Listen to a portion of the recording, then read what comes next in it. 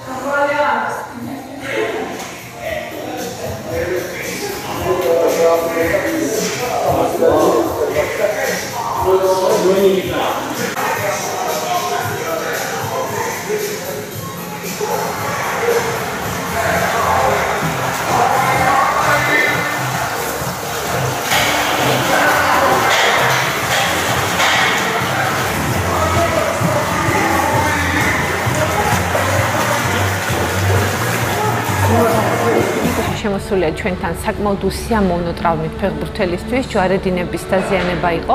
გაკეთებული არის პლასტიკა და გაკეთებული არის საბედნიერო ძალიან წარმატებულად.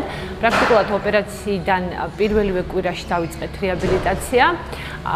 აქტიური კოოპერაციით მის ქირურგთან ერთად გაწერილი არის რეაბილიტაციის გეგმა. ეხლა ის იმყოფება უკვე აქტიური სამკურნალო ვარჯიშის ფაზაში. გაფართოებულია მისი სამოძრაო გრაფიკიც.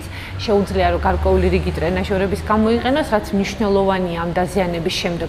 აღარ გვაქვს მუხლში მოძრაობის ლიმიტი, ანუ მოხრა გაშლა პრაქტიკულად სრულია და ეხლა ძირითადი ამოცანა არის ის, რომ გამძლეობაზე, ანუ მისი გამძლეობა შევინარჩუნო და ამისთვის ცალკე ტარდება ღონისძიებები და ასევე, ანუ დაზიანებულ სახსარზე მაქსიმალურად აქტიურად კუნთოვანი მასის აღდგენა, მოძრაობის სიფართის აღდგენა და თუ ყველაფერმა ესე კარგად ჩაიარა, მინდა ვთქვა, რომ ძალიან აქტიური, მოტივირებული და კოოპერირებულია ჩვენთან თვითონ ეს ადამიანი და იმედი გვაქვს, რომ სექტემბრისთვის მას ჩვეულებრივად სპორტულ წყობაში დავაბრუნებთ.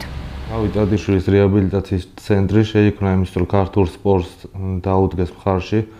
მაქსიმალურად საუკეთესო პირობები შევთავაზეთ დინამო თბილისს და მის კაპიტანს ნიკოლოზ ჭანტურიას და ძალიან მოხარულები ვართ, რომ სექტემბერში შეძლებს მინდორზე გასვლას.